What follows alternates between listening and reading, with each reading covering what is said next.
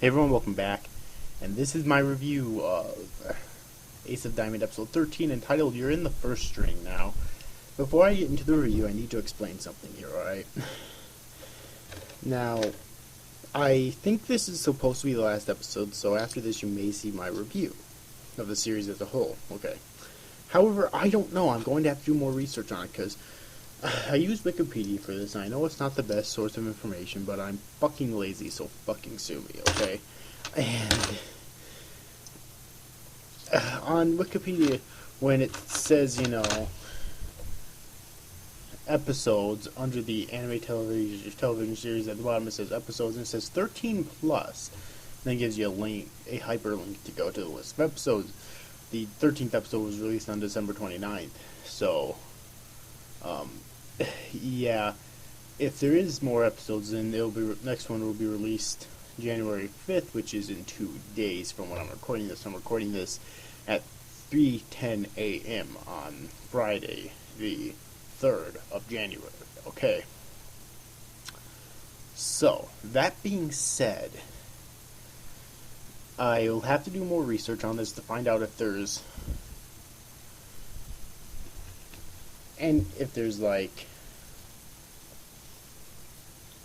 any more episodes. It could just mean like they're planning on a second season already. I don't know. If they are gonna have more episodes, I really hope it's it's just a second season instead of a continuation of the first season, because, and I'll explain why later on, but this episode did have a very bittersweet ending, I like to call it, which I actually really enjoyed the ending.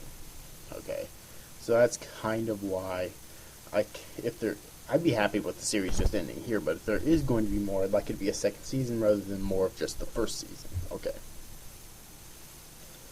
But anyways, though, now that I've finished explaining that, let's get into the review. Like I said, it's episode 13 of Ace of Diamond, entitled You're in the First String. And by that very title, you can tell, obviously, Sawamura managed to get into the first string. Duh. Okay. However, he wasn't as excited about it as you would have thought. Why? Because in his mind, the only reason he was able to pitch good in this towards the end of this episode was actually maybe towards like the middle or end of this episode was because Chris was there, and Chris really pumped him up and brought out his hidden potential. But he's scared that if he's in the first string now, and since Chris isn't going to be there anymore, he won't be able to pitch as good. That's basically his fear, and so he doesn't feel like he deserves it. And he's actually about to go resign until some of the other players, including Miyuki as well as some of the others, decides to snap him out of that and say, the coach recognized him, and the coach is the best player there, obviously. So if the coach recognized him, then he shouldn't take it for granted and continue to train so that he won't they don't say it in these exact words, but basically that's what they're saying, so that he doesn't need Chris there to be a really good baseball player. And it basically ends with a shot of him smashing his head against the wall, crying. Not really smashing, but laying his head against the wall outside, crying. So that's how it kind of ends on a bittersweet moment, and I'd be happy if the series ended right there, but like I said before, if there is going to be more, I'd like it to be like a second season, maybe like a time skip of like 6 months to maybe even a year. Alright. So, yes. But anyways, though,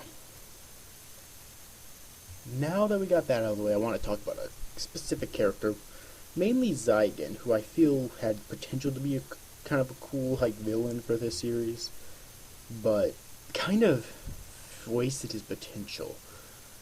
Simply because we do get he seems like a real douchebag, and we never get why. We get a brief flashback where he used to be good friends of Chris in school, but we don't get. But now he's a real douchebag, and we never get an explanation as to exactly why he changed.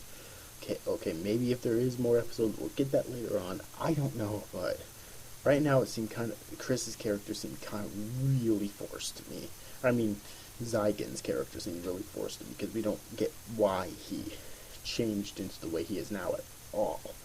Okay. And we do get some more comedy in this episode, which for the season finale,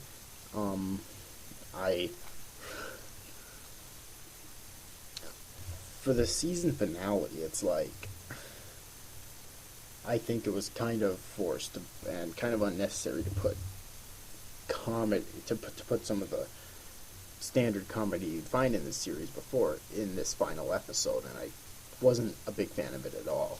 So that's another complaint that I had.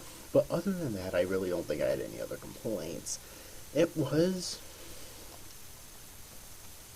a really good season finale, I felt. It wrapped up a lot of loose ends and ended it on a bittersweet ending, or on a bittersweet kind of subject material here.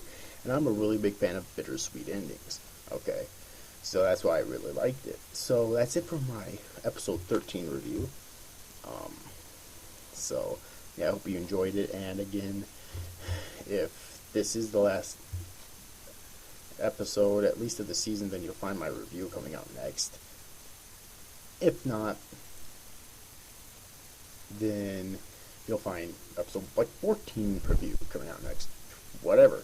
So yes, but anyways, overall, hope you enjoyed this review, guys. See that, you guys. Thanks for watching. Bye bye.